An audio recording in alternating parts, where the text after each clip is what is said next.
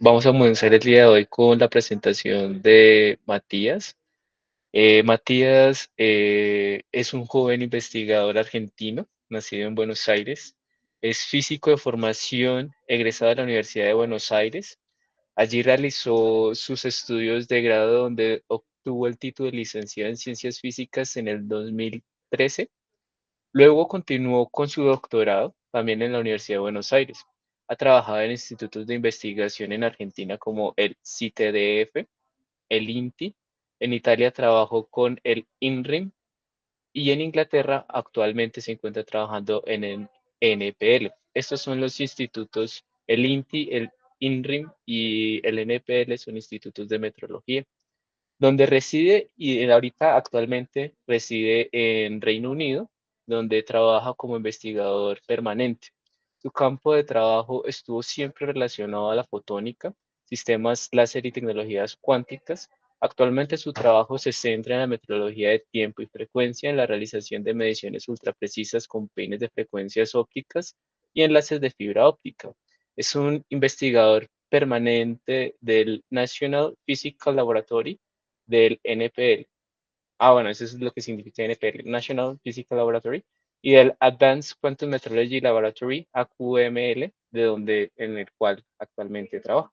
Entonces, démosle una bienvenida al presentador del día de hoy, al doctor Matías Rizaro. Muchas gracias por tu presencia y gracias por la charla que nos vas a brindar el día de hoy. Bueno, gracias por la presentación y gracias también por el espacio. Eh, y sí, efectivamente, National Physical Laboratory es la sigla del NPL. Eh, Creo que voy a compartir ahora mi presentación.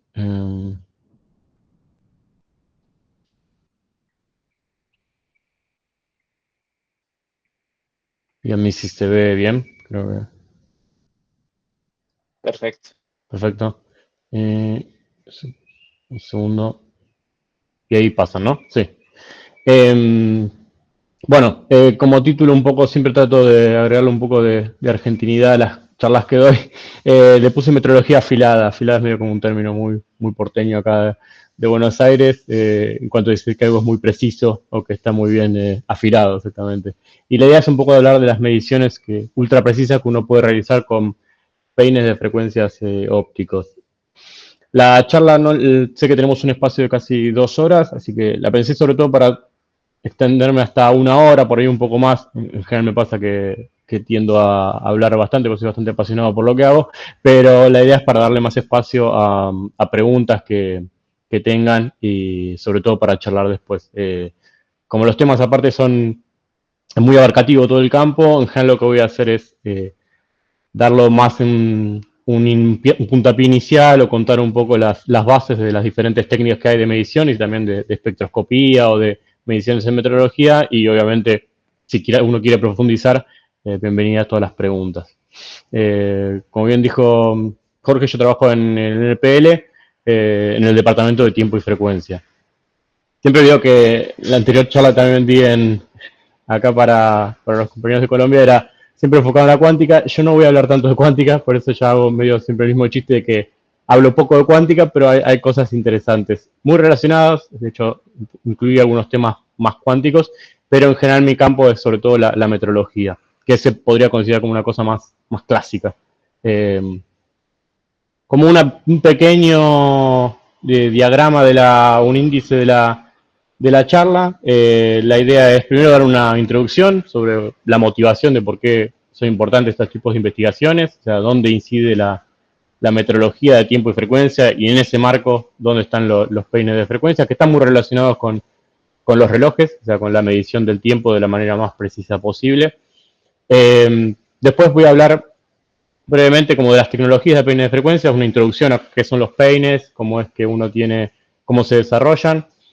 Nombré así un par como los más conocidos, que son los del titanio zafiro, fibra y microresonadores, los nombro, si bien no es mi campo, para que tengan una idea un poco de la tecnología que hay detrás de ellos.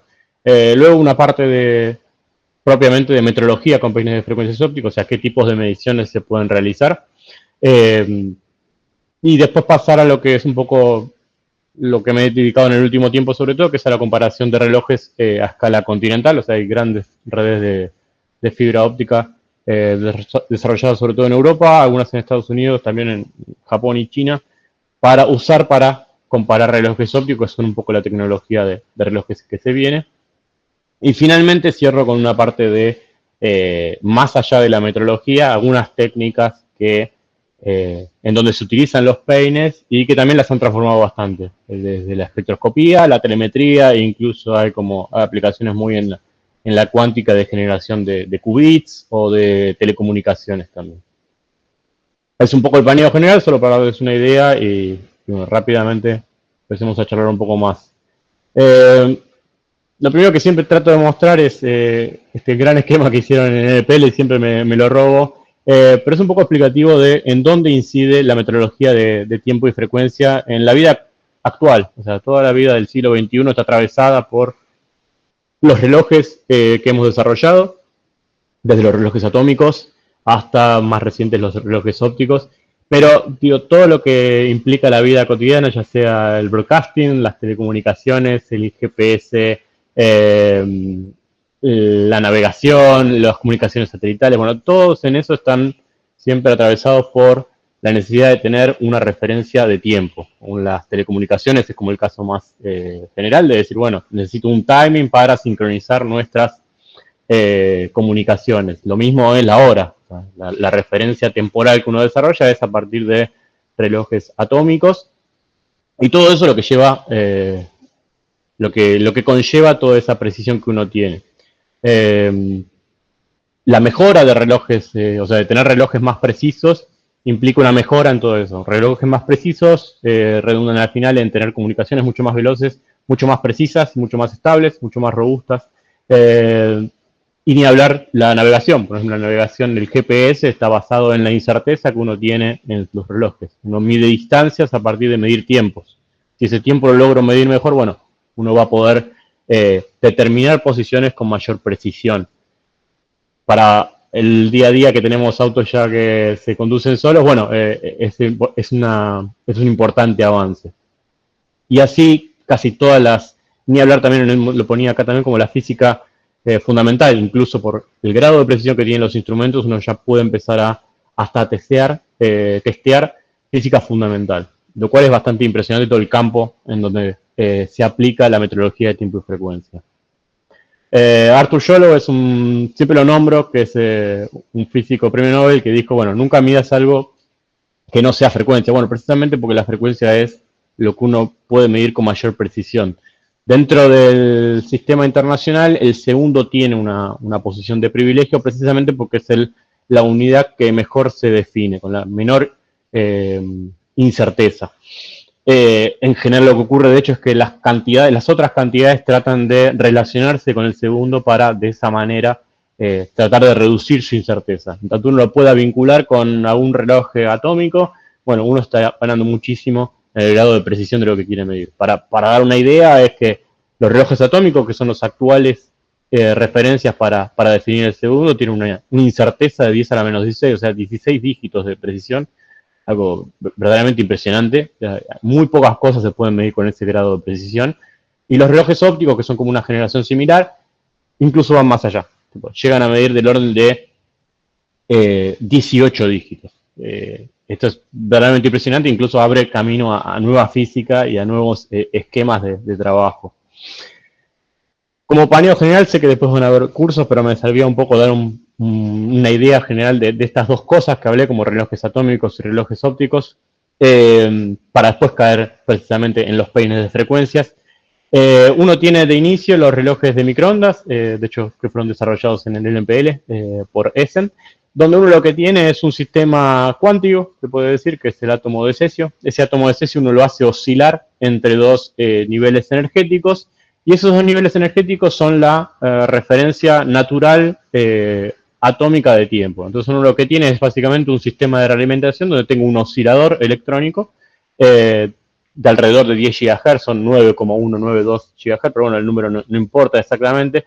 Pero básicamente lo que uno hace es, bueno, comparar ese oscilador que tiene una frecuencia libre, la compara con esta esta referencia atómica que es el cesio y hace la corrección para, bueno, para tener este oscilador anclado a esta referencia que es el reloj de cesio. Y a partir de ahí uno utiliza ese reloj en las aplicaciones que antes mencioné. Acá a la derecha, solo para mostrar una idea de cómo es, está la fontana de cesio del NPL, que es como la referencia en tiempo del Reino Unido, y justamente hay un peine también, pero no me he dado cuenta de eso. Y a la izquierda vemos todos los sistemas de electrónica para distribuir esa señal eléctrica que es la que genera el átomo de cesio, los relojes de cesio.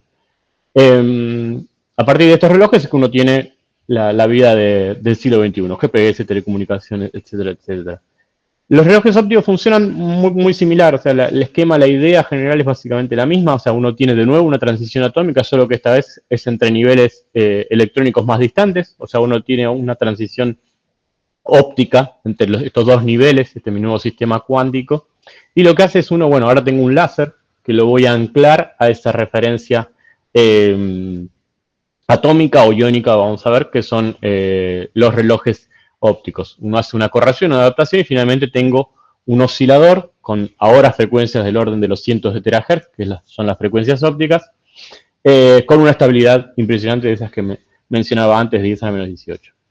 Tener estos dos osciladores tan distantes, que uno esté en los 10 GHz y 100 terahertz, o sea, 10.000 veces más rápido sin los relojes ópticos, habla de un gap que hay entre ellos.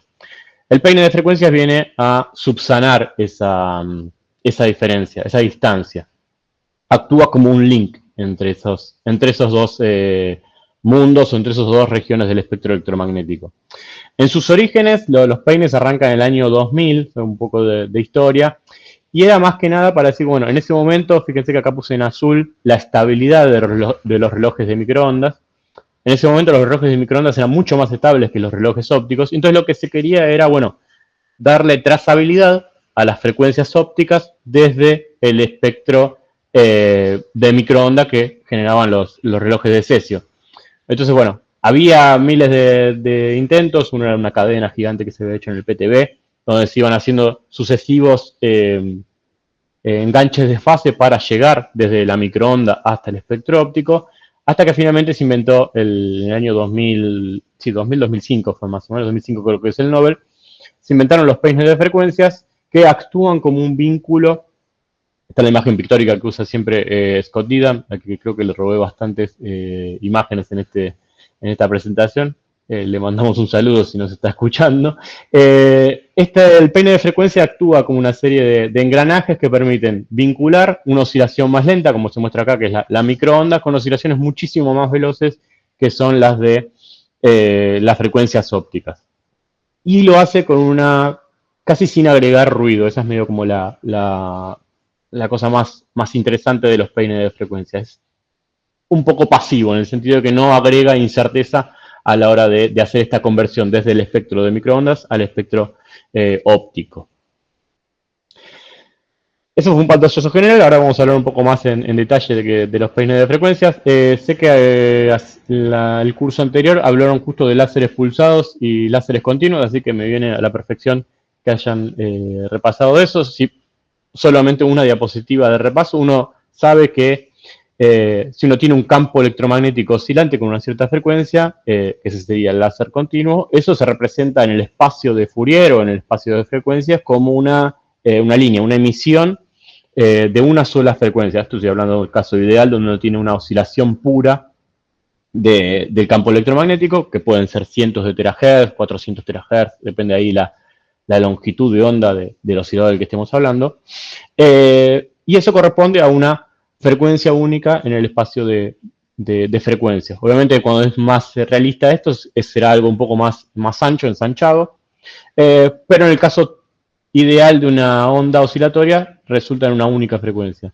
Cuando uno empieza a modular esta portadora, de nuevo, que oscila a niveles de los 400 terahertz o cientos de terahertz, uno tiene lo que se conoce como un láser de femtosegundo. Uno tiene apenas 5 o 6 oscilaciones de la luz por pulso, y cuando ese pulso es repetido en el tiempo, o sea, tiene una cierta frecuencia de repetición estable, lo que se crea son un peine de frecuencia. O sea, la emisión deja de ser ya una frecuencia central, sino una serie de bandas laterales que conllevan a crear este peine de frecuencias. Y el equiespaciado entre estos peines, entre estas líneas del peine, es precisamente la frecuencia de repetición, que es la inversa del tiempo de estos pulsos en lo que tarda, ¿no? El pulso. El ensanchamiento, esto viene de Fourier, está básicamente delimitado por el ensanchamiento del pulso. Cuanto más angosto sea el pulso desde el punto de vista temporal, más ancho va a ser el ensanchamiento espectral de esta señal del campo electromagnético, o sea, de este láser generado. Bueno, esto es un poco, ya me da el pie a decir que directamente, bueno, el láser, un peine de frecuencia es básicamente un láser pulsado de femtosegundos. Los primeros, pongo acá, que son los que se iniciaron, son los láseres de titanio zafiro, que eran un poco los láseres tipo Bot-Lock, donde uno tiene láseres que están enganchados en fase directamente, o sea, uno mantiene la regulación de fase entre estos distintos peines, y eso hace que uno tenga una emisión de pocos femtosegundos. Puse ahí un menor igual 300 femtosegundos porque depende esencialmente de la tecnología con la que se trabaje. Hay algunos láseres de Mod-Lock, como el titanio zafiro, que llegan a pulsos verdaderamente cortos, del orden de 20 femtosegundos, mientras que hay otros peines por ahí de fibra que tienen pulsos del orden de 500 femtosegundos. Pero en general, digo, uno puede mantenerlos en ese rango. Y con una frecuencia de repetición que van a variar, ahora después voy a hablar un poco de eso, pero que en general uno podría decir son del orden de mayor a 100 MHz y menor a los terahertz seguro, estarán en los cientos de gigahertz. Una cosa que ocurre también es que, producto que uno tiene un láser pulsado, ese láser pulsado, bueno, tiene una dinámica bastante compleja dentro de la cavidad óptica donde se desarrolla, tiene consigo que se genera un corrimiento, un desplazamiento en el espectro óptico, que es lo que se llama una frecuencia de offset, una F0. Esa F0 está relacionada con, bueno, con que tengo un paquete de ondas moviéndose en la cavidad del láser. Ese paquete de ondas no se mueve de la misma velocidad todas sus componentes y hace que ocurra un desplazamiento en fase que conlleva finalmente a una frecuencia F0 en el offset. O sea, la ecuación del peine, que es lo que nombro a continuación, perdón, en la siguiente va a ser, acá está nombrado que tengo los dientes del espectro son un número entero por la frecuencia de repetición más ese pequeño offset que es la F0.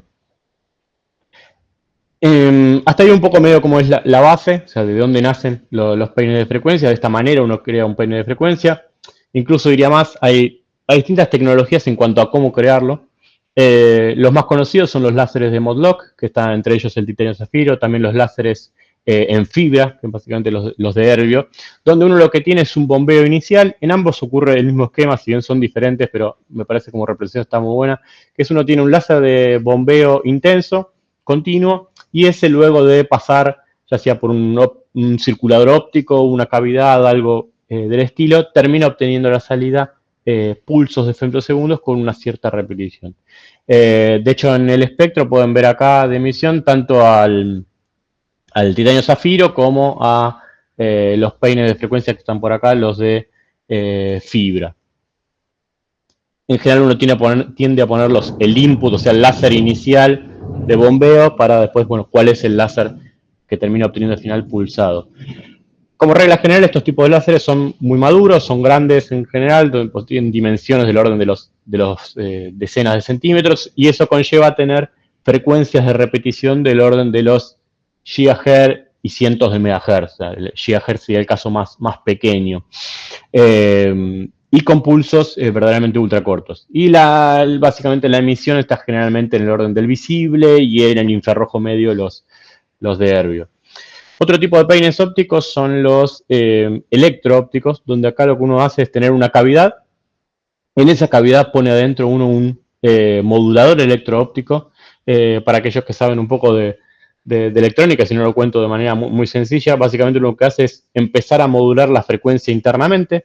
A partir de hacer eso se empiezan a generar bandas laterales, que son las que se ven acá a continuación, y genera un espectro bien ensanchado de líneas equiespaciadas. Acá las líneas están un poco más equiespaciadas, uno puede tener del orden de 10 GHz de equiespaciado, 20, 30 también. Hay mucha menos ganancia, pero los pulsos tampoco son tan angostos, pero la frecuencia de repetición es muy alta. Eso conlleva que la potencia que hay en cada pulso es bastante superior. Estos peines son bastante interesantes desde el punto de vista que son fáciles de adaptar a las tecnologías de fibra óptica. Y considerando que la tecnología de fibra óptica, ya primero que nada es una tecnología que ya está bastante madura, tiene varios decenas de años ya, y los avances son muy buenos, los convierten en unas cosas muy modulares y fáciles de, no sé, adaptar a racks o a infraestructuras de fibra óptica. Finalmente, los últimos, justo había hablado de esto, me preguntó Jorge antes de empezar la charla, los microresonadores son un poco medio la tecnología que se viene un poco más en los peines, en donde uno lo que hace es desarrollar un pequeño microresonador del orden de los micrones o incluso hasta nanómetros. Uno lo que hace ahí es incidir nuevamente con un láser continuo y en ese láser queda confinado en este aro que se ve acá, que puede tener pocos micrones de tamaño. Y en ese anillo se genera una dinámica de tipo solitón que finalmente termina creando un láser pulsado. Nuevamente, como las dimensiones se acortan, siempre vale la ley de que la separación de modos es C sobre 2L o sobre L. Entonces, cuanto más chica es la longitud de la cavidad, bueno, más equiespaciados están los modos de emisión de un peine de frecuencia, al igual que en cualquier resonador de una cavidad. De nuevo, como los microresonadores ya estamos en el mundo de la separación de los micrones, tenemos que ahora la separación entre pulsos son de orden de 100 picosegundos que dan frecuencias de cientos de gigahertz o incluso terahertz.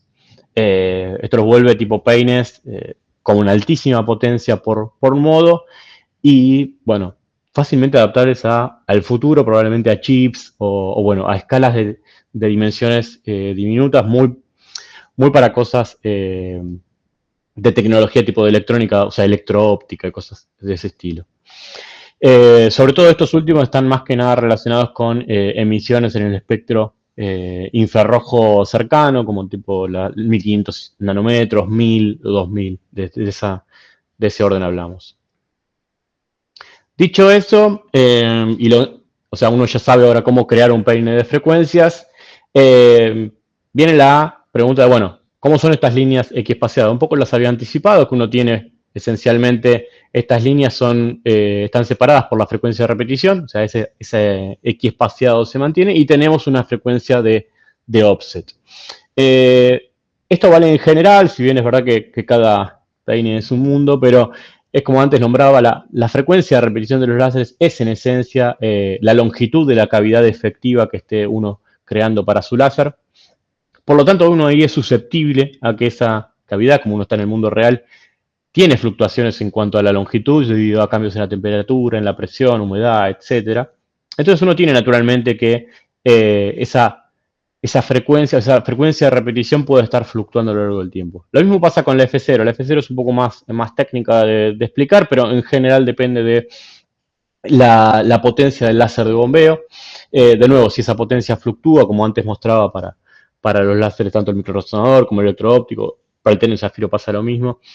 Como uno no tiene un grado de precisión absoluto, hay fluctuaciones en eso, eso conllevan a tener una variación en este parámetro F0. Eso conlleva que uno tiene, bueno, esto que aparentemente son líneas equiespaciadas, bueno, en realidad lo que tengo acá es una frecuencia de repetición que fluctúa y una frecuencia de offset que también fluctúa. Por lo tanto, es lo que se llama un peine no referenciado. O sea, tengo una regla en el espectro óptico, pero que se está moviendo, se desplaza por la F0 y cambia su equiespaciado dentado porque la frecuencia de repetición no está estabilizada. Entonces lo que hay que hacer es actuar sobre ellos. En general es la práctica usual que uno realiza sobre un peine de frecuencias. Es lo que se realizaba mucho antes. Antes los peines de frecuencias eran más caseros. Ahora uno directamente puede comprarlos en Menlo, Toptica, lo que sea, y ya viene todo armado.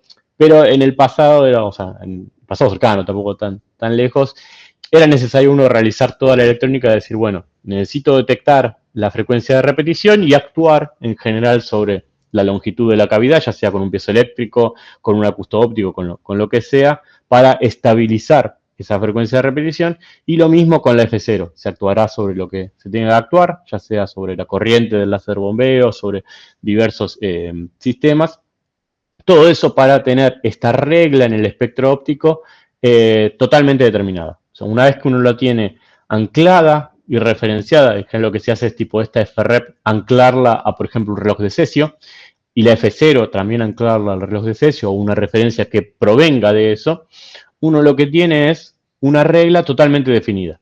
O sea, la estabilidad del reloj de cesio la logré transmitir al espectro óptico, lo cual es bastante, o por lo menos para mí es bastante impresionante. O sea, uno tiene esa capacidad de transferir estabilidad a lo largo de 5 órdenes de magnitud. Eh, brevemente, como para contar cómo es que uno hace esto, la frecuencia de repetición es muy sencilla de detectar, uno pone simplemente un fotodiodo y detecta la frecuencia de repetición. La F0 es un poquito más difícil y lo que hay que hacer es lo que se llama un batido de extremos. Lo que se hace es extender el espectro del peine hasta cubrir más de una octava. Esto significa como en el piano que vaya de un La a otro La. Pero para el espectro óptico significa que, por ejemplo, si el espectro inicia en los 400 nanómetros, bueno, mínimo tiene que llegar hasta los 800 nanómetros. Si está en 500 nanómetros, a 1000. Tienen que cubrir todo ese espectro. A partir de que uno tiene ese espectro tan ensanchado, lo que puede hacer es batir extremos, que básicamente uno agarra una parte del espectro infrarrojo, lo duplica y lo bate con la parte del extremo más cercano al azul, ¿no? La otra parte del extremo. Eso, mediante la detección cruzada, haciendo un interferómetro, lo que hace es obtener esa F0, que de nuevo es la que uno tiene que estabilizar. Esto lo cuento porque termina siendo un truco que al final le valió el Nobel a Hall y a Hansch, pero sobre todo porque es que esto explica por qué uno tiene peines de frecuencias que tienen un espectro tan grande. O sea, es raro tener láseres con la precisión que tienen los peines de frecuencia y que existan o que tengan una emisión de muchísimos nanómetros. O sea, los peines de frecuencias pueden ir desde, por ejemplo, el titanio zafiro va generalmente desde los 500 nanómetros hasta los 1200 nanómetros. Los de fibra van desde los 1000 nanómetros hasta los 2000 nanómetros. Todo eso es porque uno necesita hacer este ensanchamiento del espectro para detectar esa frecuencia de offset y estabilizarla. Las técnicas para generar este supercontinuo son en general la de, bueno, recurrir a la óptica no lineal. De hecho, le puse el tópico super no lineal porque, bueno, uno lo que hace es múltiples procesos para ensanchar el espectro. Puse acá un ejemplo de uno que me di hace poco, que es tener el titanio zafiro como emisión, o sea, uno tiene el láser centrado en 800 nanómetros y luego de pasar por una fibra, que ahora les voy a contar, termina ensanchando el espectro. Fíjense que va desde los, marqué acá en línea punteada, los 532 nanómetros y los 1064, como para mostrar que uno cubre más de una octava de emisión. Dentro de todo este espectro uno tiene líneas equiespaciadas en este caso el titanio zafiro tiene 1 GHz de frecuencia de repetición, cientos de miles de líneas equiespaciadas que componen todo este espectro óptico. ¿Cómo se genera este espectro óptico con una fibra? Bueno, uno lo que tiene es incide sobre un tipo de fibra microestructurada o microfibras altamente no lineales y empiezan a ocurrir fenómenos de segundo orden, por ejemplo, la generación de segunda armónica, diferencias entre ellos, por ejemplo, uno tiene un láser, un fotón que se desmembra en dos fotones de diferentes frecuencias y van generando bandas laterales. Incluso hay fenómenos de tercer orden, donde, bueno, 3 fotones terminan combinados para generar un tercero de otra longitud de onda, four-way mixing, que es ahí 4 fotones intervienen. Bueno, óptica no lineal muy, muy interesante, que es necesaria para, bueno, combinado con la altísima potencia que tiene estos láseres, a partir de ahí se generan un nuevo espectro de emisión de mi peine de frecuencia. Lo más interesante de todo esto es que estos procesos suelen ser ultra coherentes. Entonces, la coherencia inicial que uno tiene en el láser, que puede ser altísima, la termina conservando para el resto de todo el espectro, para el espectro convertido. Muestro acá encima, acá arriba, los que son las fibras estas con los que uno genera, que son bastante simpáticas. En general uno hace tipo un juego muy artesanal que es a partir de, bueno, de diseñarlas de alguna manera, uno termina favoreciendo determinadas regiones del espectro. Es solamente un pantallazo esto porque realmente se puede hablar meses de este tema. Finalmente, como para cerrar y para, en general, en el mundo de la meteorología, cuáles son un resumen un poco de qué es un peine de frecuencia. Bueno, es el láser de femtosegundo que había nombrado, luego una fibra no lineal para extender su espectro y finalmente un sistema de estabilización que es para tener el láser referenciado. En general somos todos metrólogos o relacionados a la metrología. En general los láseres que son de uso son el titanio zafiro, que básicamente está en el espectro de emisión visible. Y existen otros dos láseres de fibra o peines en fibra que son, el más usado es el peine nervio, que emisiones en el infrarrojo cercano, desde los 1000 a 2000 nanómetros, y el peine de iterio, que es una emisión en el medio, va creo desde 1300 a los 600 nanómetros. Marqué dentro de ellos como los que son los osciladores más precisos del mundo actualmente, que son los osciladores tipo los relojes ópticos de estroncio, el ion, el látiz, lo mismo con el iterio, el mercurio, que fue de los primeros, el aluminio también, y bueno, en general uno quiere eso vincularlo con el espectro de telecomunicaciones, que es 1542 nanómetros. O sea, todos estos combinados de alguna manera son los que uno utiliza en un sistema de laboratorio para hacer metrología.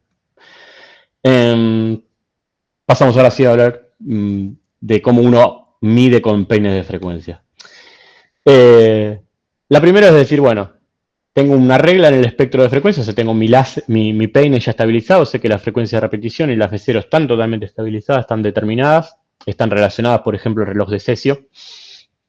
Entonces uno lo que puede hacer es realizar mediciones de frecuencia absoluta. ¿Esto qué quiere decir? Bueno, incido con mi peine y con mi láser en un fotodiodo. Ese fotodiodo lo que va a hacer es detectar un batido entre entre el láser incidente, que es el láser continuo, y el espectro de emisión, y eso lo que va a dar es una señal que puede estar entre la 0 y la frecuencia de repetición sobre 2, ¿no? Porque bueno, uno lo que tiene es una señal, un láser acá, una frecuencia óptica, y tiene al costado modos del peine de frecuencia. Por interferencia, una cosa que ya conocemos, eso va a generar un batido, y ese batido es lo que uno detecta. Ese batido está en el orden de la RF o de la microonda, por así decirlo. Acá muestro uno que uno lo puede ver en el analizador de espectros. Por ejemplo, en este caso me acuerdo que estaba midiendo el láser iterio látiz en Italia, donde tenía una frecuencia de batido de 95 MHz. Uno a partir de tener esta señal, lo que se hace es, bueno, trabajarlo, se la filtra, luego se la amplifica, y eso uno lo puede llevarlo a un contador, por ejemplo. Y a partir de ese contador uno puede ver la evolución de este pico, o sea, de esa frecuencia de batido, y a partir de ello observar su comportamiento. Por ejemplo, en esto se observa que tiene un leve drift. O sea, uno tiene un peine que actúa como referencia porque lo tengo anclado a una cierta referencia temporal, como puede ser un reloj de cesio, y lo que hago es incidir con un láser de testeo. Ese láser de testeo lo bato, obtengo una señal de RF, y a partir de analizar esa señal de RF puedo caracterizar y describir el láser continuo.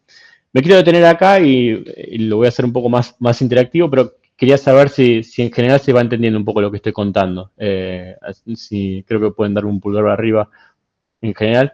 Y si no, alguna pregunta que tengan en general sobre esto, la puedo responder. Pero si más o menos se entendió la idea, creo que estamos bien.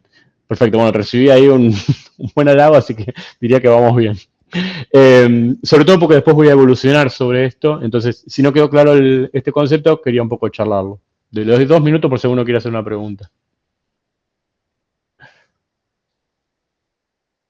Bueno, veo que quedó claro. O va, al menos se entiende un poco la idea. Continúo entonces. Hasta ahí es lo que se denomina como medición de frecuencia absoluta, o sea, lo que hago es, me comparo con el peine. Otro que se puede hacer, que es todavía para mí más interesante, es la de usar el peine como mediador. De nuevo, como el peine tiene un espectro de emisión tan amplio, uno lo que puede decir, bueno, voy a batir un láser en el espectro rojo del peine, entonces hago el láser 1 lo bato con su región correspondiente, que puede ser en la parte roja, y el láser, por ejemplo, acá lo puse de color amarillo, batirá con otra parte del espectro.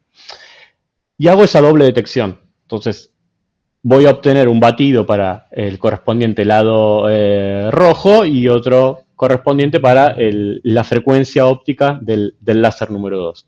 Y lo que obtengo al final son dos batidos, de nuevo, de RF, que ahora puedo compararlos entre ellos. Y compararlos entre ellos me permite hacer una comparación de este láser con este otro. Incluso es mejor la situación acá, o va, es una trascendencia bastante importante, porque como el peine no agrega incerteza prácticamente, o la agrega a un nivel tan bajo, que es posible obtener estabilidades, o sea, comparar osciladores que en principio son de peor estabilidad que el peine.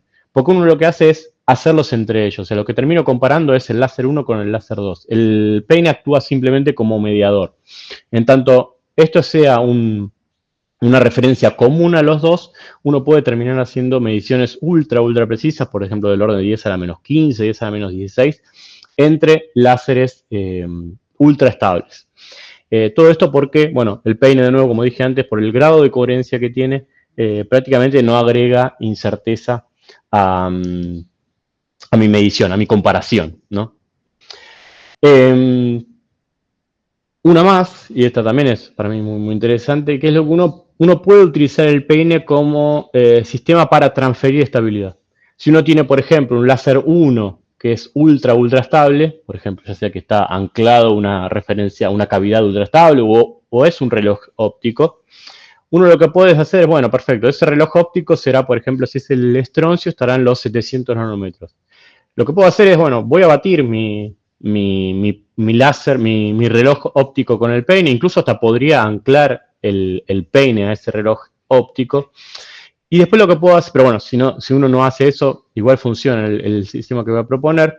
Y después lo que uno puede hacer es decir, bueno, perfecto, ahora quiero batir el otro láser con el peine y lo que puedo hacer es lo que se llama un batido virtual entre estos dos láseres y de esa manera anclar este láser de testeo a la referencia óptica. Y lo puedo hacer a lo largo de todo el espectro del peine. Entonces es muy común que uno tenga, por ejemplo, en laboratorios, una cavidad óptica, por ejemplo, en el peine la cavidad más estable está en 698 nanómetros. Entonces uno tiene un peine que está midiendo constantemente el batido con los 698 nanómetros, y después también el peine, como llega a regiones del infrarrojo cercano, tipo en 1500 nanómetros, uno lo que hace es batir otro láser con esa parte del espectro y transferir la estabilidad de los 700 nanómetros de ese láser ultraestable a mi láser de testeo de telecomunicación. Lo cual redunda en que, bueno, es una situación mucho más económica en el sentido que puedo transferir estabilidades a casi todo el espectro de emisión del peine de frecuencias.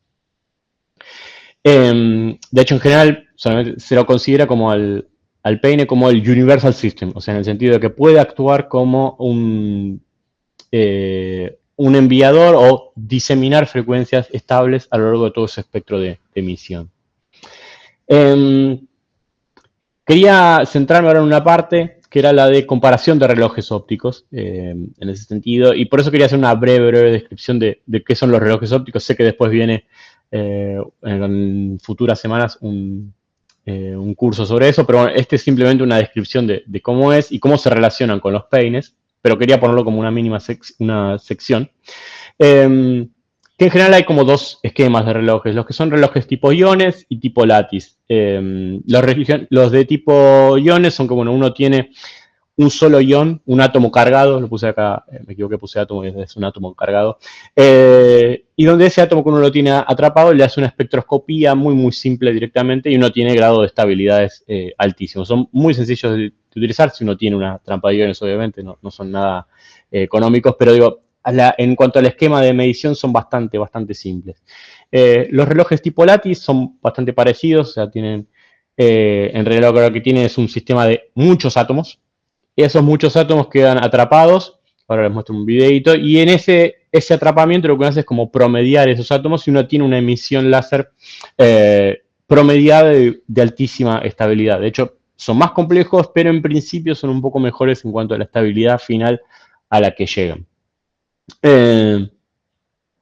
Tenía acá un video que era para explicar esto que acabo de decir. An ion, an electrically charged atom, is Se lo robé a la gente del NIS, por eso estaba en inglés, pero básicamente es lo que expliqué recién. Uno tiene un ion que lo atrapa, a ese ion uno lo enfría, y una vez que está frío, o sea, lo deja prácticamente a sus condiciones intrínsecas, hace la espectroscopía y de esa manera uno obtiene un láser estabilizado al reloj óptico con las precisiones que antes mencionaba. Después, obviamente, eso es utilizado para generar una escala de tiempo, que ahora vamos a ver cómo se hace. Lo mismo hacen los relojes tipo Lattice. Acá lo que uno tiene es un ensamble de átomos. Esos átomos uno los atrapa con una melaza, que es tipo una huevera, un maple, como decimos en Argentina, donde uno los atrapa, los deja de nuevo confinados, casi sin interacción entre ellos. Y después lo que hace es uno, bueno, interrogar ese sistema para tener un oscilador óptico con altísima precisión. Hasta ahí lo que uno tiene es, bueno, ahí tengo un láser, un sistema óptico que tiene una altísima precisión.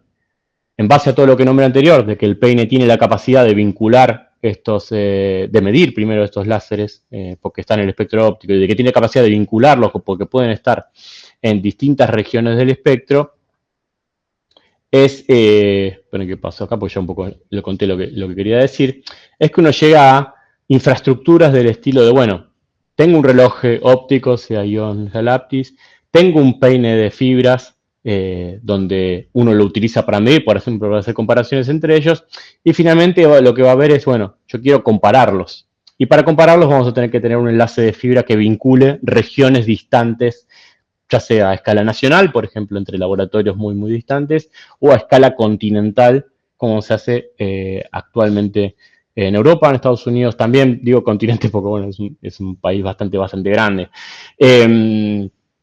Y donde el esquema de medición o la manera de agregarlos a la infraestructura de los peines es la misma, de que uno, bueno, tengo un sistema óptico láser y lo voy a terminar comparando este sistema, el reloj, con el peine de frecuencias ópticos, y luego con ese peine de frecuencias ópticos haré mediciones meteorológicas, ya sea para compararlos entre ellos, para transferir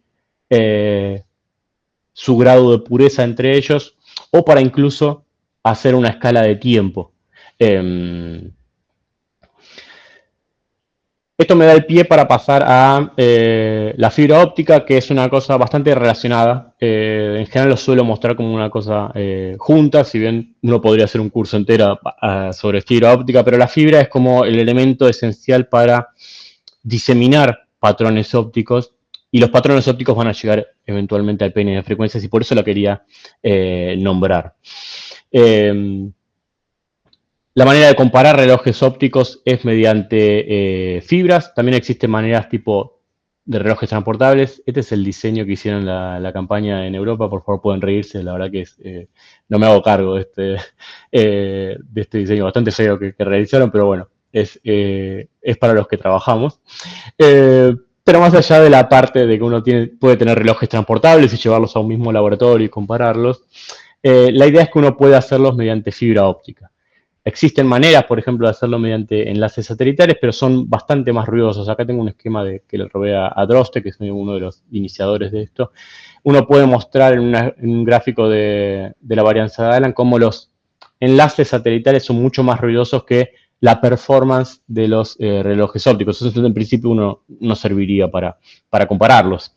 Caso contrario ocurre con la fibra. La fibra óptica resulta ser un sistema, una vez que está estabilizado, muy fehaciente, reliable para comparar relojes ópticos y con incerteza muy por abajo de la performance de los relojes ópticos.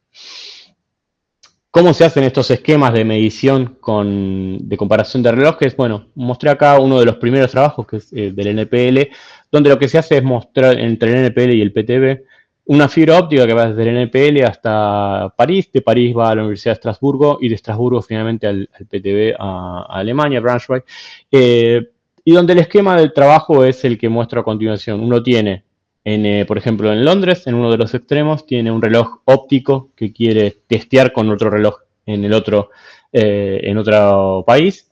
Y lo que hace es básicamente, bueno, tengo un reloj óptico, ese reloj lo voy a comparar con el peine de frecuencias. Ese peine de frecuencias también va a ser receptor de un láser común, que en general es un láser de telecomunicaciones. Ese láser común viajará a lo largo de toda la fibra y llegará hasta Braunschweig. Obviamente este enlace no es sencillo, hay que poner amplificadores, estabilización de fibra, etcétera, etcétera. Pero ese finalmente llegará al otro extremo y donde en el otro extremo se va a replicar ese sistema. Voy a tener también un peine de frecuencias, va a llegar este láser común y voy a tener el reloj de testeo, que en este caso es uno de estroncio. Entonces uno lo que termina haciendo es una comparación de reloj de estroncio contra un láser común y del otro lado es láser común contra reloj de estroncio. Eso significa que indirectamente uno está haciendo una comparación entre los relojes de estroncio de los extremos, ¿no? Considerando que, bueno, que toda esta transmisión en el medio tiene un grado de incerteza menor a lo que uno está testeando, que es lo que generalmente termina ocurriendo. Fíjense que la comparación de relojes está del orden de 7 por 10 a la menos 17, o sea, esto es verdaderamente bajo el nivel de incerteza que uno agrega en estas comparaciones internacionales. Incluso la última medición en la que participamos, en la que participé, digo, fue entre el NPL, bueno, entre varios países de Europa. De hecho, se realizaron 16 ratios o comparaciones entre relojes ópticos europeos.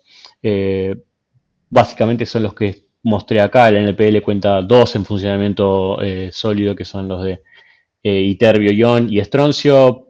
París contribuyó con el de Mercurio, básicamente.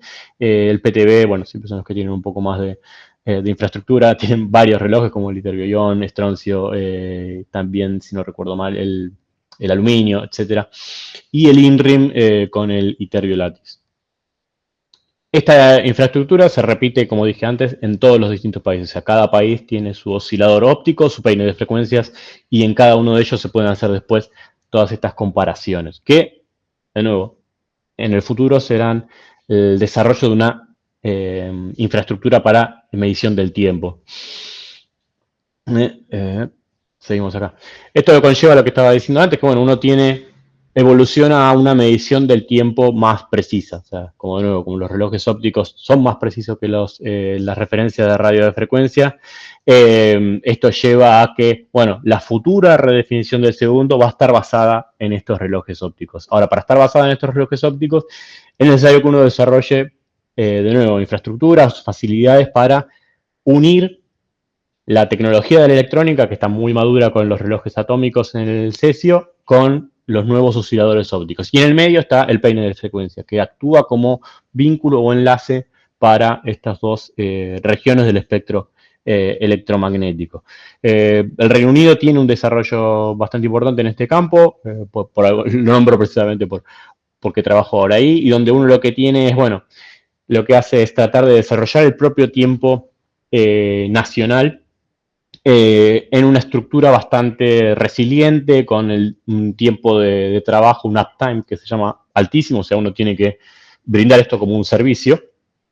Y este servicio tiene que combinar dos cosas, o enviar por fibra óptica patrones ópticos para realizar experimentos, y a su vez también en cada hub de recepción, bueno, hacer la conversión a el espectro de interés, ya sea un espectro óptico de interés o un espectro de radiofrecuencia de interés.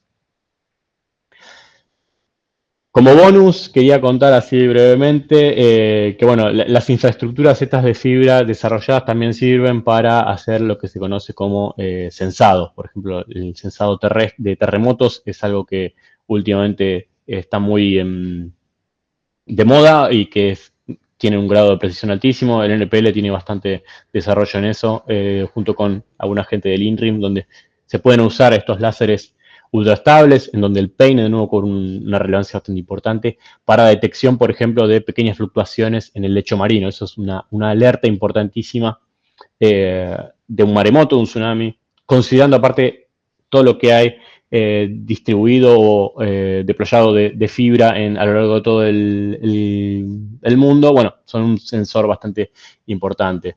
El Reino Unido, de hecho, hizo un enlace entre Inglaterra y Canadá. En medio de esos 10.000 kilómetros de fibra es posible hacer censado hasta de fluctuaciones marítimas, o sea, como de oleajes, ¿no? Bueno, el campo es súper interesante. también se hace en Italia. Bueno, este fue un poco un chivo que me pidieron para, si están interesados, pueden contactarlos también.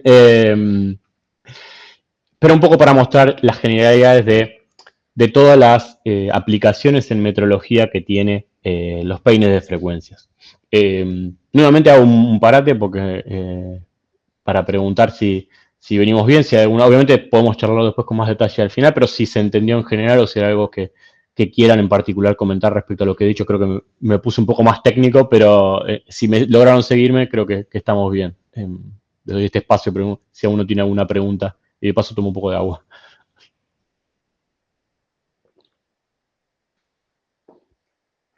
Ah, no sé si, creo que hay un chat disponible.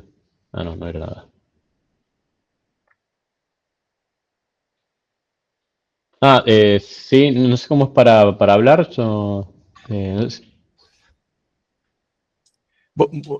Matías, Ok, muchas sí, gracias. Y voy a hacer una pregunta ahí sí, rápida para ir ahí mm, propiciando diálogo. sí. Tengo una duda ahí que me quedó cuando estabas mostrando la posibilidad de, cuando no son ions, sino con la Lattice.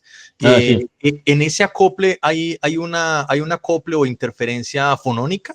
Es decir, el fonón, porque entendería yo que en últimas ahí hay algo de conductividad térmica asociada al material que pueda también dar un offset en ese momento, o cómo podría, o sea, no cambiaría ese FO cuando en función de, me imagino, claro, debe ser un cristal súper perfecto y todo, pero Sí. en ese caso no habría también ahí una relajación asociada a lo fonónico. Me quedó esa duda. Sí, sí, de hecho, no soy un experto en los relojes ópticos. De hecho, solamente quería como nombrarlos para dar un poco la idea de con qué clase de tecnología se trabaja. Es totalmente cierto lo que contás, porque de hecho esta forma tipo parabólica que tiene el potencial en el que quedan atrapados, directamente lo que hace es tener, bueno, un hamiltoniano de tipo parabólico, y ese hamiltoniano parabólico obviamente son los fonones que estás contando. Y de hecho lo que se hace, si no recuerdo mal, es, bueno, uno lo tiene en una cierta, cuando hablo acá en un momento no sé si se hablaba del cooling, bueno, creo que no estaba en el video específicamente, acá en la Magic Wave, uno lo que hace es haciendo una escala descendente en esos fonones para remover el máximo posible de niveles fonónicos que uno tiene en los átomos. O sea, reducirlo al mínimo posible para reducir de esa manera la temperatura a lo más bajo posible. Pero sí, es totalmente cierto que no recuerdo exactamente el truco para hacerlo, en el sentido que uno tiene, si no recuerdo mal, es como uno tiene que empezar a tipo excitarlo y luego desexcitarlo en esa escala, porque uno no puede hacer las transiciones desde un nivel n+1 a un n-1. Entonces, bueno, siempre se van como haciendo una escalera descendente hacia remover casi en su totalidad el nivel fonónico. Se llega hasta cierto punto. Y ese punto te define al final la temperatura efectiva a la que termina estando el átomo, y que al final esa temperatura efectiva, que puede ser bajísima, tipo de orden microkelvin, nanokelvin, define al final el grado de estabilidad que uno tiene en el láser. Así que sí, en el láser y en el reloj óptico me refiero como final, ¿no? Gracias, sí, súper, está espectacular la discusión y el tema. Y hago otra preguntita ahí también para aprovechar el momento, y es, cuando ahorita estabas mostrando, por ejemplo, esa nueva forma de comparación en el que están entre Brownsvik y Sí. Londres, ¿cierto? Es así. Una duda ahí es, claro, o sea, entiendo, más o menos lo que entendí es que tenemos es como que un patrón de comparación en todo el espectro, ¿no? O sea, que ya estaríamos pensándolo como el patrón en tiempo en todo el espectro. Ahí también tendríamos, aparte es decir, hay una transferencia de trazabilidad, entendiendo ahí como que el peine me está sirviendo como modulación entre los diferentes láseres que están haciendo el bombeo, pero también hay un aumento en el error por la resolución lateral de los detectores. Me refiero a que, claro, cada uno está haciendo el bombeo desde, yo qué sé, desde Brownsville a Estrasburgo, pero van a haber diferentes detectores y son detectores diferentes. Habría como que un error en la resolución lateral, no solamente temporal, sino también en distancia? Bueno, sí, está bien lo que decís. O sea, lo tuyo, creo que lo que pensás es más como si hubiese como diferencias de fase al final en tiempo, ¿no? Y sí, eso es cierto. No es esto, está pensado como diseminación de tiempo, sino más como diseminación de frecuencia.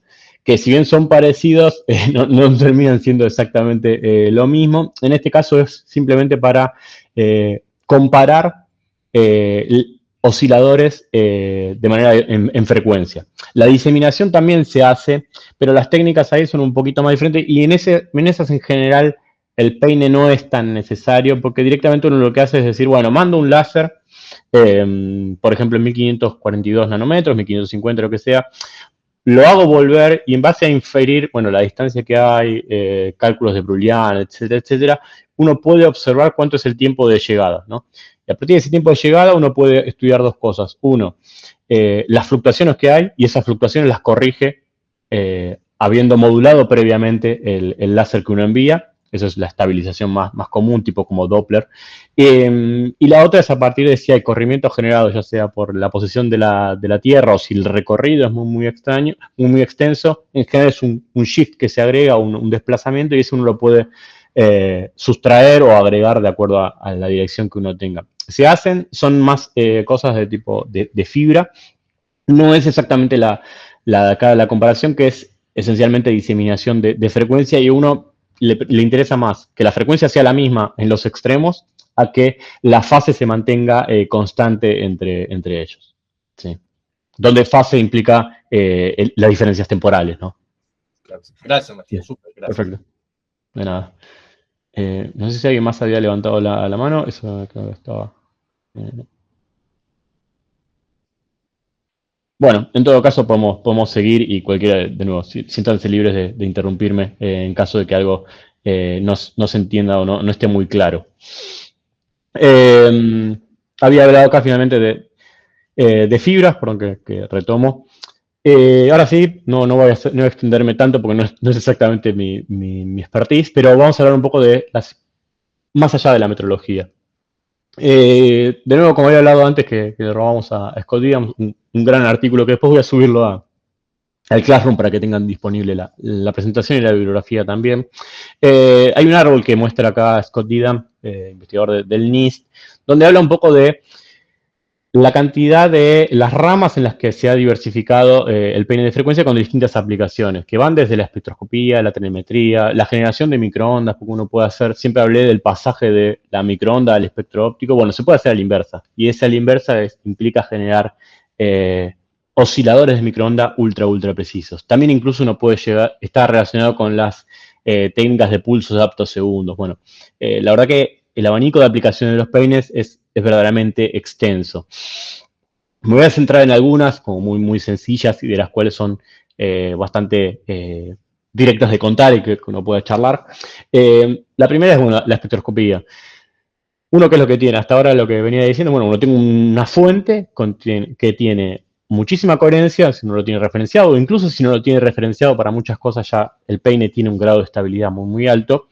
La cosa más directa de realizar, bueno, tengo un espectro muy extenso, ultra coherente. Bueno, hacer espectroscopía tiene que ser una cosa bastante directa y sencilla. Al toque uno se le ocurre esa idea. Bueno, la espectroscopía más sencilla es esa, la de usar el peine como la fuente de emisión, ponerlo en el camino, una muestra, y luego observar con un espectrómetro, con un sistema final de una detección fotónica, de observar cómo es la absorción. Por ejemplo, si uno tiene un peine inicial que tiene esta forma, su espectro, luego uno sabe que tiene una muestra que hará una cierta absorción, lo que va a obtener a la salida es que el espectro del peine cambiará y se verá de esta manera. O sea, el cociente entre el resultado final y el inicial me va a dar la transmitancia, y la transmitancia está relacionada con, bueno, ¿qué es lo que tengo acá en la muestra? Considerando que el peine es muy extenso, uno puede hasta hacer detecciones múltiples, ¿no? O sea, alguna región del espectro absorberá determinada molécula, en otra región del espectro absorberá otra. Lo que tiene esto de interesante es que la aplicación es muy directa, o sea, uno simplemente tiene que poner la celda de trabajo. En general, obviamente uno puede, por ejemplo, poner un beam splitter acá para obtener peine como la referencia de cuál es el espectro base, y luego medir a la salida con un espectrómetro cuál es el espectro luego de la absorción por la muestra, e inferir, por ejemplo, qué tipo de muestra hay, incluso la concentración de ella. Obviamente lo que tiene acá es que la limitación de esto está dada por el espectrómetro que uno utilice. En general los espectrómetros más económicos, los más relativamente sencillos, estarán del orden de los pocos nanómetros, cientos de picómetros, no mucho más que eso. Y el peine tiene líneas de capacidad muchísimo más juntas, o sea, de separación mucho más chica. O sea que acá la limitación de la resolución en el espectro está dada por el espectrómetro que uno utilice, pero su aplicación es ultra sencilla. Un paso más adelante es la de, bueno, ¿por qué no comparar esto? No sé si alguna vez alguno trabajó con espectroscopía FTIR, eso me acuerdo que lo trabajé cuando era estudiante de doctorado. Es la de decir, bueno, porque en general en un esquema de espectroscopía FTIR lo que uno hace es decir, bueno, supongamos que no está el peine, uno pone acá una fuente extensa, esa fuente extensa de emisión, que puede ser una lámpara de tungsteno, o bueno, diversas lámparas, uno lo que hace es, bueno, incidir con esa luz, con esa fuente extensa sobre una muestra y hacer lo que se conoce un interferómetro. A partir de mover una de las ramas de ese interferómetro, uno puede obtener un interferograma y ese interferograma me va a terminar diciendo cuál es el espectro de absorción de la muestra que uno está poniendo en el medio. Eso tiene, si uno en la FTIR normal, uno lo que tiene es una limitación en general por la fuente de emisión, que si no es muy coherente, bueno, la absorción que uno va a ver no va a poder tener uno el grado de coherencia que uno desea.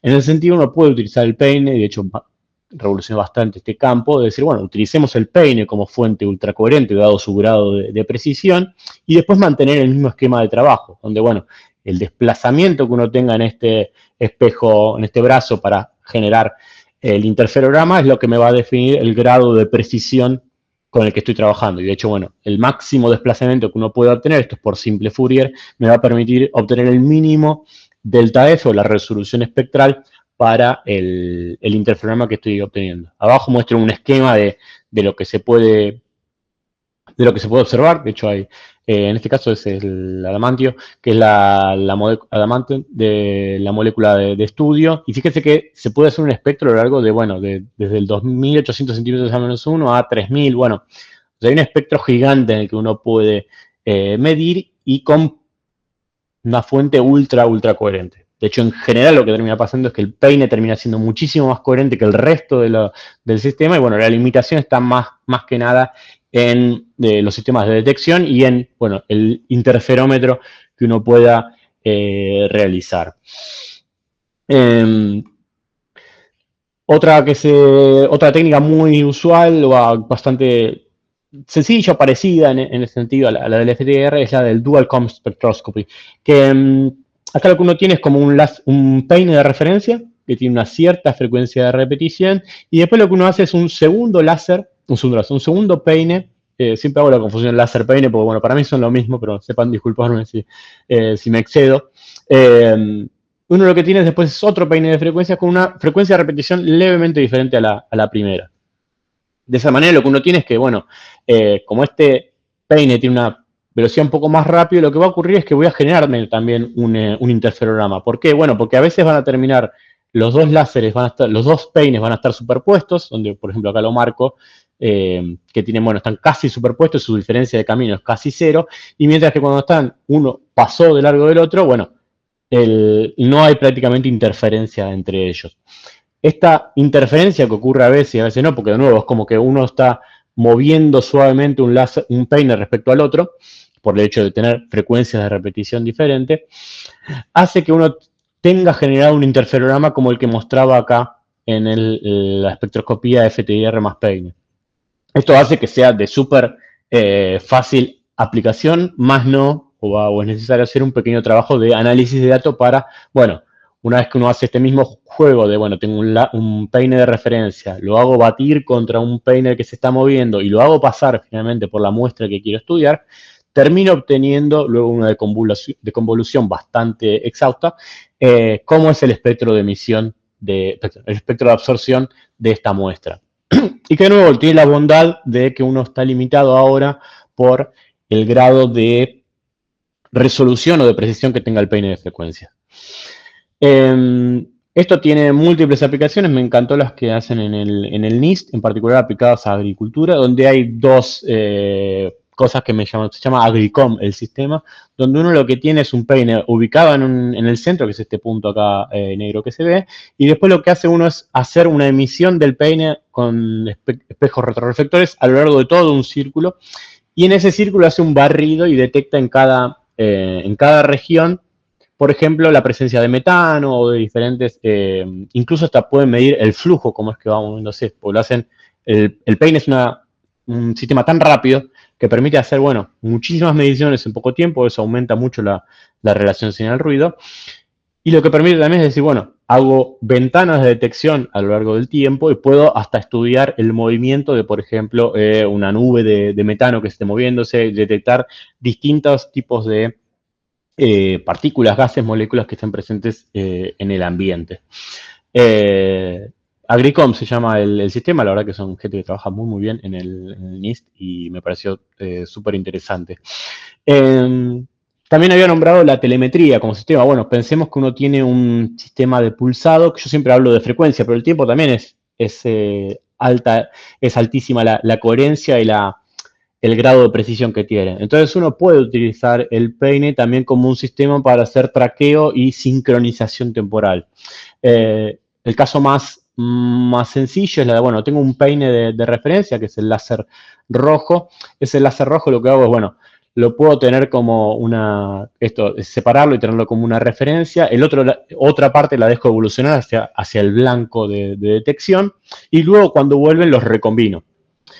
Lo que hago es también, en general lo que se hace es se agrega un segundo peine para tratar de hacer un barrido entre ellos y evaluar el tiempo que hay de diferencia entre ellos, porque ese tiempo son ultra cortos, pero considerando el grado de precisión que tienen los peines, uno tiene pulsos de pocos femtosegundos, que eso sería mi resolución temporal mínima, o sea, pocos nanómetros realmente de resolución, y uno puede enviar pulsos a lo largo de varios metros o incluso hasta kilómetros, y después hacer la detección. Obviamente lo que tiene de simpático esto es que no hay, como se dice, no hay necesidad de utilizar electrónica ultra rápida, porque al final lo que hace uno es una detección más media de todo eso. Entonces uno observa la convolución entre pulsos, y esa convolución entre pulsos es generalmente más lenta, está dentro del orden de los nanosegundos, y la resolución que uno obtiene está dentro de la longitud de onda, o sea, realmente una resolución muy alta. Incluso esto llega a cosas, esta me pareció una aplicación bastante fantástica, que es hasta uno puede hacer mediciones de turbulencia y de sensado atmosférico. ¿Por qué? Bueno, porque uno envía un pulso. Ese pulso uno tiene un poco la idea de cómo debe transmitirse a lo largo de la atmósfera. Ahora, transmitirse a lo largo de la atmósfera implica que el índice de refracción va a cambiar, y en el cambio debido al índice de refracción de esto puede verse a distintos fenómenos. En general son fenómenos de tipo caótico, como la turbulencia, etcétera, y uno puede calcular, dado el grado de precisión que tienen los peines y de que uno sabe que son sistemas que no agregan incerteza a lo que haya en el medio, puede estudiar directamente cómo es el grado de precisión o de instabilidad que agrega el entorno. En este caso, por ejemplo, lograron medir sistemas caóticos, o sea, mediciones tipo caóticos como Kolmogorov, a partir de tener turbulencia en el medio del camino de un peine que viajaba hacia un retroreflector. En general estos fenómenos son ultra rápidos. Bueno, el grado de que el peine sea un fenómeno muy rápido permite estudiarlos. Y bueno, es una de las aplicaciones que me parecieron ultra simpáticas. No soy un experto en esto, creo que entendí simplemente la idea un poco general, pero les paso luego la bibliografía por si alguno está muy interesado en ello. Un poco más de cuántica, quería hablar de que el grado de coherencia que nombré bastante de los peines hace que uno pueda generar estados entrelazados en el espacio de frecuencias. Esto es un trabajo de Morantotti, que es un investigador de Canadá. Me acuerdo porque una vez fue a Argentina a dar una charla y nos quedamos bastante impresionados por lo que había contado. Fíjense que el esquema es lo que veníamos contando hasta ahora, que es, bueno, uno tiene un láser de bombeo, ese láser de bombeo pasa por un microresonador y ese microresonador genera un peine. Por ahí no es un peine del tipo metrológico que uno trabajaría, pero la idea es la misma, de que uno, bueno, tiene una señal de ingreso y a partir de esa señal de ingreso empieza a generar bandas laterales. Esas bandas laterales lo que tienen es cuando uno trabaja con bajo cantidad de fotones, bueno, se genera un entrelazamiento. Y ese entrelazamiento ocurre en el espectro de frecuencia, lo cual permite tener múltiples qubits. En eso sí, yo estoy ahora siendo un poco chanta, me estoy metiendo en un campo que no conozco, pero por ahí alguno está interesado y sabe sobre cuántica, puede tomar un poco la idea de esto y estudiarlo en profundidad. Pero de lo que puedo entender es que el grado de coherencia que permite el peine permite extender esto a regiones bastante alejadas del espectro y mantener ese grado de coherencia, que es algo bastante importante a la hora del desarrollo de pares entrelazados en la cuántica. Además, lo que tiene de interesante es que todo esto se realiza en fibra, entonces la adaptabilidad o la capacidad de armarlo o incluirlo en esquemas de fibra es verdaderamente muy fácil de hacerlo, ¿no? Esa es un poco la gran bondad que tiene. Finalmente, quería contar esto último, que era de el peine también, a partir de los microresonadores, que uno tiene frecuencias de repetición altísimas, del orden ya de los cientos de gigahertz, incluso de los terahertz.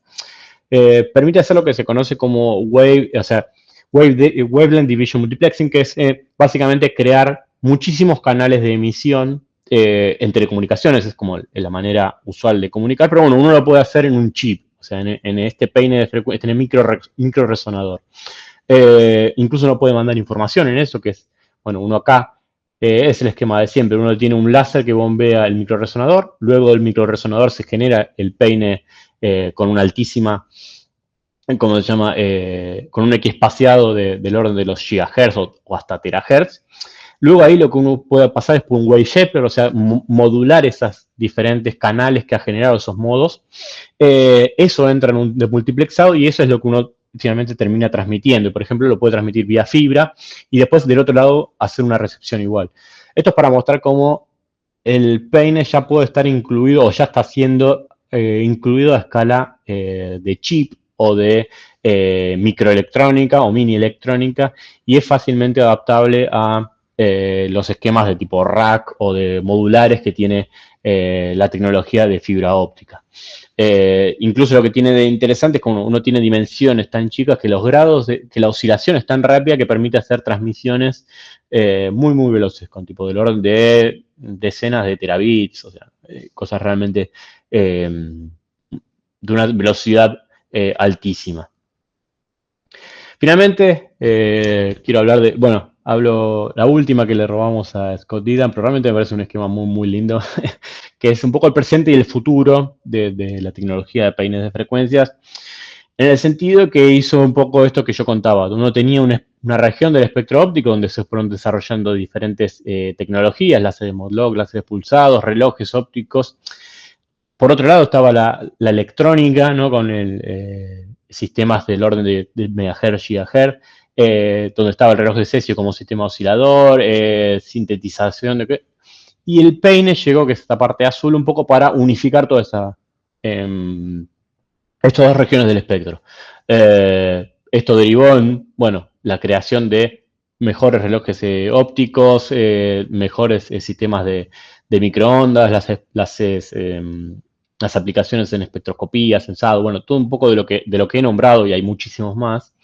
Pero ahora que están unidas estas dos regiones, uno tiene un pasaje muy, muy sencillo, relativamente, entre lo que son las tecnologías de microondas a las tecnologías ópticas, es un poco lo que viene en el futuro, de que, bueno, hay desarrollo, por ejemplo, de relojes nucleares, o sea, donde uno tiene el torio, creo que es el más promisorio, donde uno tiene ese átomo, uno hace reacciones nucleares, o sea, analiza las transiciones nucleares, perdón, en el átomo de torio, en el núcleo, de hecho, de torio.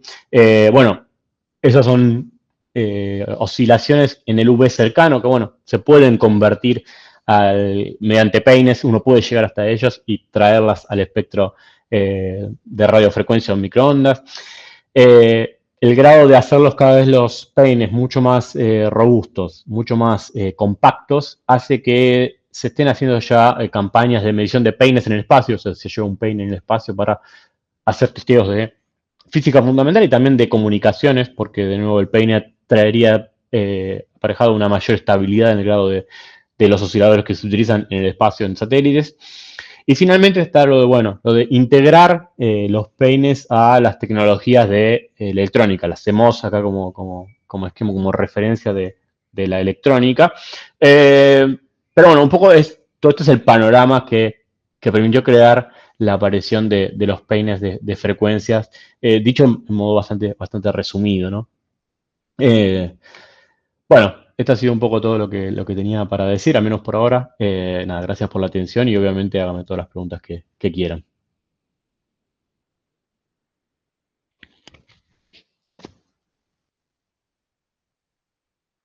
Sí, creo que alguien levantó la mano, ¿no? Siéntanse libres de preguntar. Sí, yo, disculpen. Sí. Muchas gracias. Me llama mucho la atención, digamos, todos estos panoramas futuros que hay en términos de la evaluación, en términos, por ejemplo, de tiempo y frecuencia y de pronto qué perspectivas, no sé si de pronto también Jorge en algún momento hablará del tema. Sobre cómo se integran estas tecnologías de peines adicional a las mediciones de longitud, no sé, de pronto, por ejemplo, en magnitudes como intensidad luminosa y otros tipos de magnitudes, que pues en algún momento escuchaba que por ejemplo, las incertidumbres o los resultados de medida en esas magnitudes de pronto dejaban mucho que desear respecto a lo que podía hacer, por ejemplo, en magnitudes como la frecuencia. Sí. Sí, no soy para nada un experto en eso. Sé que hay unos trabajos, justo con lo que nombraste de la candela, ¿no? De la medición con más radiometría relacionado a eso. Sé que hay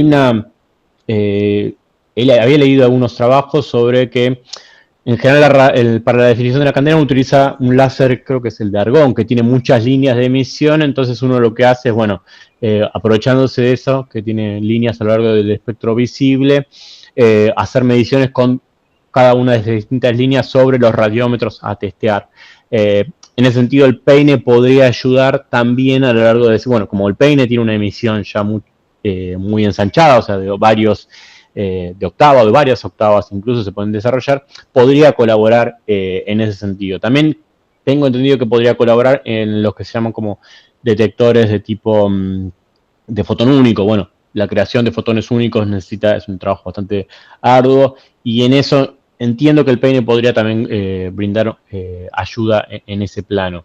Obviamente, en el plano de la metrología de longitud es como lo más fácil, porque bueno, uno lo que requiere es un láser estabilizado, entonces el peine en ese sentido puede contribuir a generar nuevos osciladores por ejemplo, en la longitud de onda de deseo. Conozco solo eso como de respecto a radiometría o candela y sí, por la vinculación es más con el metro, con la parte dimensional. El resto me escapa un poco cómo sería el vínculo, pero puedo aportar eso. Muchas gracias. Muchas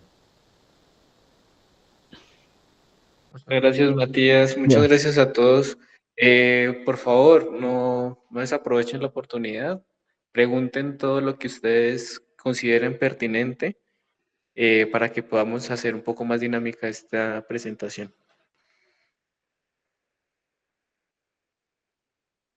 Mientras tanto, yo voy a hacer una pregunta, Matías. Bien. ¿Has visto estos vernier de frecuencias que se hacen con los peines? ¿Tú nos podrías hablar un poco sobre ellos? No estoy muy en tema de qué son, no los.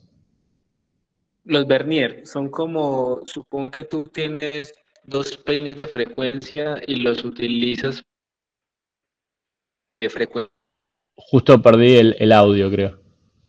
sea, como si fuera, pues, si tuvieras un pie y una escala, por ejemplo, un peine de frecuencias sirve para dar como la medición gruesa en frecuencia y el segundo Ujú. peine A permite hacer una medición mucho más exacta de la frecuencia que estamos tratando de medir o de mirar. Mira, no estoy muy al tanto de la. O sea, es para medición de, por ejemplo, de un láser, lo que estabas diciendo. Es lo que llaman Y. como frequency synthesizers. Ok, sí, sí, entiendo. No estoy muy, no lo trabajé particularmente.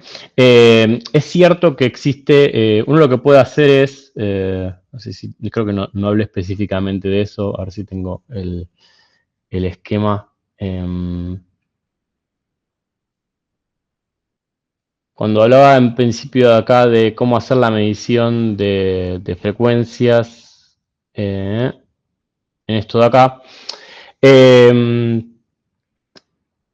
existen distintas maneras de determinar exactamente este batido, ¿no? O sea, porque uno lo que tiene, por ahí es un poco más técnico y lo podemos charlar, pero un poco una idea de lo que creo que entendí que me estabas preguntando, que es, bueno, hasta acá uno tiene, si yo hago el trabajo como lo que mostré, que es de batir el peine con un láser, uno lo que hace es detectar un batido, ¿no? Y la detección de ese batido es simplemente esta parte. Me falta todavía el resto, todo esto para determinar la frecuencia absoluta de un láser. La F0, pongamos que es algo que uno puede considerar también sabido, porque bueno, en general uno hace el enganche en fase para determinar esta cantidad, pero todavía falta determinar cuál es el número entero, o sea, cuál es el N1 de este láser. Ahí hay dos maneras de hacerlo. En general lo que uno hace es variar levemente la frecuencia de repetición. A partir de variar levemente la frecuencia de repetición, lo que uno va viendo es que este batido va a ir cambiando. Y a medida que va a ir cambiando, lo que puede hacer es inferir cuántos saltos de modo son las que está teniendo ese sistema. Y a partir de hacer 1, 2, 3 o hasta 4 saltos en ese modo, lo que uno puede hacer es finalmente inferir cuál es ese número N1. A partir de determinar, obviamente no es una cuenta muy sencilla porque a veces depende de la estabilidad que tenga el grado, el láser de testeo, pero a partir de eso uno puede hacer esta como variación, como si fuese un calibre, ¿no? Que uno va corriéndolo en la frecuencia de repetición y ese escaneo me permite determinar el valor N1 de la frecuencia y finalmente determinar toda la frecuencia absoluta del láser que uno está testeando. No sé si respondí exactamente tu pregunta, pero ese es un poco medio el cuento para hacer eh, ¿cómo se llama? La medición de determinación de frecuencia absoluta. Perfecto, muchas gracias, Mm. Matías. ¿Alguien más quiere hacer una pregunta? Veo una pregunta en el chat que dice lo siguiente. Mm. Eh, Estas nuevas tecnologías de medición de tiempo también permitirían mejorar la incertidumbre de medición para la calibración de acelerómetros por interferometría láser. Sí, sí, claro. De hecho, en general, todo lo que implique por ejemplo, la medición de esto de los acelerómetros por interferometría láser, depende un poco de la técnica que se utilice, pero en general cuando uno termina generando osciladores de mucha precisión, o sea, osciladores ópticos de mucha precisión, lo que termina es dándole como el piso que va a ser a la medición. Después, a partir de eso, sí, el sistema con el que se trabaje es el que permitiría, al final va a terminar determinando el grado de estabilidad que se genera. Sin duda que el peine puede proveer de osciladores de muchísima mayor calidad y estabilidad, y eso conlleva en general a la medición de, por ejemplo, en la interferometría de acelerómetros de una mayor precisión. Después sí, obviamente, depende un poco de la técnica, sé que algunos que son, creo que el más estándar era como el de medir, hay que medir la gravedad, bueno, hay diversas técnicas interferométricas donde en realidad el problema era más el entorno en el que se hacía el interferómetro más que la fuente láser. Pero incluso si uno lo llevaba como a los sistemas de mayor estabilidad, bueno, que sea en última instancia la fuente óptica la que termina siendo el limitante. Perfecto. Muchas gracias, Matías. Por aquí encontramos otra pregunta Mm. de David que dice, ¿se realiza algún tipo de calibración o mantenimiento como tal a los peines de frecuencia? ¿Cómo se realiza o qué procedimiento? Wow. Sí, sería una buena pregunta para la gente de Menlo o de Toptica, ¿no? Que son los que lo venden. Que son en general los que... no sé si muy bien... La calibración, tengo entendido que como protocolo uno lo que hace es... Por ahora uno siempre tiene que tener... La referencia sigue siendo el reloj de cesio. Entonces, en tanto uno tenga un reloj de cesio que cumpla con los requisitos que impone el BPM o el comité de tiempo, no me acuerdo cómo se llama, ahí uno tiene la referencia temporal. Después, el peine lo que hace es engancharse a esa referencia temporal. Entonces, en principio, en tanto y en cuanto esa referencia temporal inicial sea la que uno tiene funcionando, que cumpla los parámetros del BPM, el peine simplemente es como un instrumento que uno lo mantiene enganchado o trabajando siempre atado, anclado a esa referencia temporal. Si la pregunta era más por el lado del uso, bueno, en general lo que ocurre es que bueno, uno tiene que periódicamente testearlo. En general lo ideal sería testearlo con otro peine del mismo tipo para saber el grado de incerteza que está generando. Los peines en general terminan funcionando bien, muy por abajo del ruido de las fuentes de láser generalmente. Entonces, en general cuando el peine se rompe es que uno tiene que hacerle un nuevo mantenimiento. No estoy muy al tanto de los protocolos del BPM, sé que uno demuestra capacidades de medición a partir de, por ejemplo, bueno, tengo un peine de frecuencias, puedo realizar esta medición donde generalmente un laboratorio par lo que hace es provee un láser de testeo y si esa medición es exactamente igual a la que se hace en el laboratorio de origen, bueno, está como el test pasado, ¿no? Es como que uno lo pudo aprobar. Eso es un poco medio lo que conozco en cuanto a calibración, si quiere, de peines de frecuencia. Ahí de pronto, si me permites, Matías, te Sí, puedo complementar un poco en ese sí, sentido. Pues sí, por realmente favor. estos peines de frecuencia, dependiendo del tipo que tú tengas, va a depender ese proceso de mantenimiento o esa parte del proceso de calibración como tal. ¿Qué pasa? Bueno, ujú, Exacto. En este caso, como el peine de frecuencias es un patrón primario, de lo único que depende el peine es de la realización del segundo y de que esas frecuencias si queden bien amarradas, por decirlo así, o que queden bien bloqueadas, como decía ujú. Matías.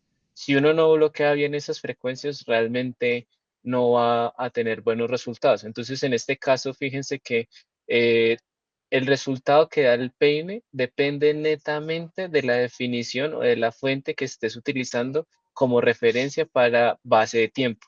Entonces, ya sea un máser de hidrógeno, ya sea un oscilador de cesio, ya sea un reloj óptico, pues va a depender, pues en este caso, de lo que toque hacer. Entonces, realmente no es como tanto el mantenimiento al peine como tal, sino que es más bien saber con qué base de tiempo estamos adiestrando todo el sistema del peine, ¿sí?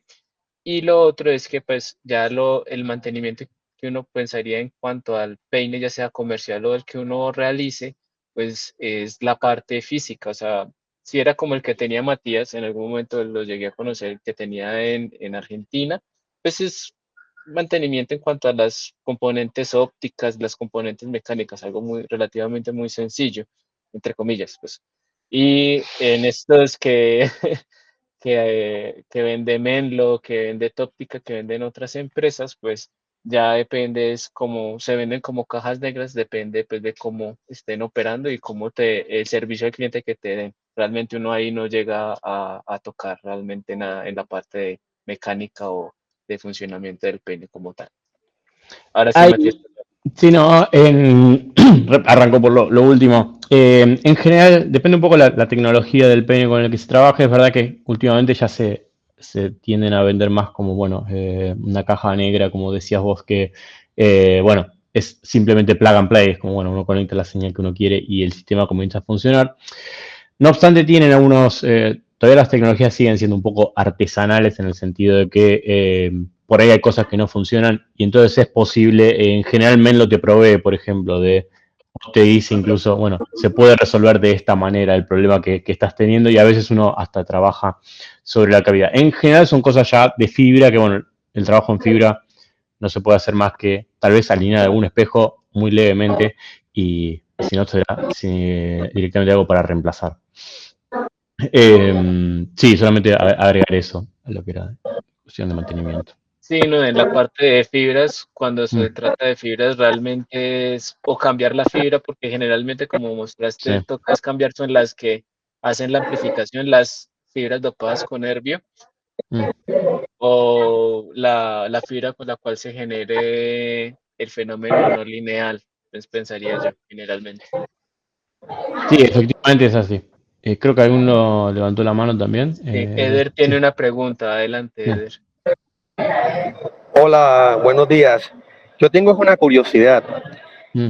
La espectroscopía Raman se está utilizando para censar tejidos biológicos y determinar en cierto grado que el tejido es canceroso o no. Pero ¿cuál sería la ventaja de utilizar los peines de frecuencia para este propósito? Bueno, no lo sé, realmente, claro, perdón, no sé la respuesta.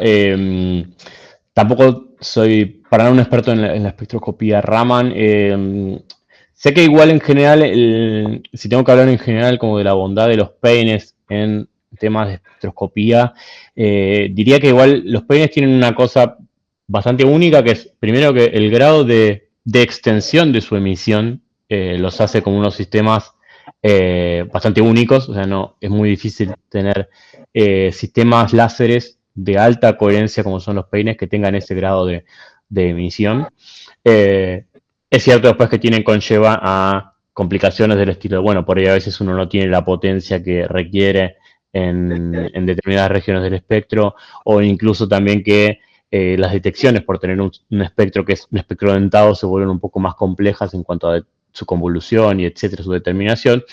Pero en principio diría que la gran bondad que tiene, más allá de que no conozco el caso específico la espectroscopía Raman para determinados tejidos, es que contar con sistemas que tengan este grado de emisión tan extenso y tan coherente son relativamente pocos, casi que diría el único, que es el peine. Ok, muchas gracias. No. Bueno, ¿quién tiene alguna otra pregunta,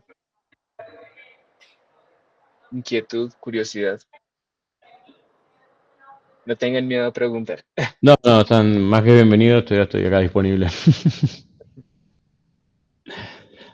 Igual, si no, esto puede continuar. De hecho, estaba diciendo antes que pensaba subir un poco las diapositivas y también alguna de la bibliografía que he utilizado para compartirlos y obviamente que queda mi mail a disponibilidad. Si alguno tiene una duda posterior, siéntase libre después de escribirme. Contestaré a mi tiempo, obviamente, pero más que disponible para responder. No, pues muchas Mm. gracias, Matías, por tu apoyo el día de hoy. Muchas gracias a todos los asistentes a esta jornada.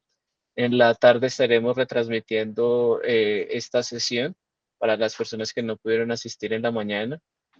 Muchas gracias a todos, muchas gracias, Matías, por esta gran presentación y Gracias. pues nos veremos en una próxima ocasión. Probablemente. Así que hasta la próxima y gracias por el espacio, también por la atención, sobre todo a los que estaban ahí presentes. Espero no haberlos aburrido ni haberlos molestado con mi acento un poco argentino. No, por el contrario, nos hizo falta fue la foto de Messi. Sí, esta vez quise mantenerlo un poco más formal. Para la próxima ya lo haré un poco más suelto. Muchas gracias, Matías. Que estén Bueno, muy bien todos. Feliz día. adiós, gracias.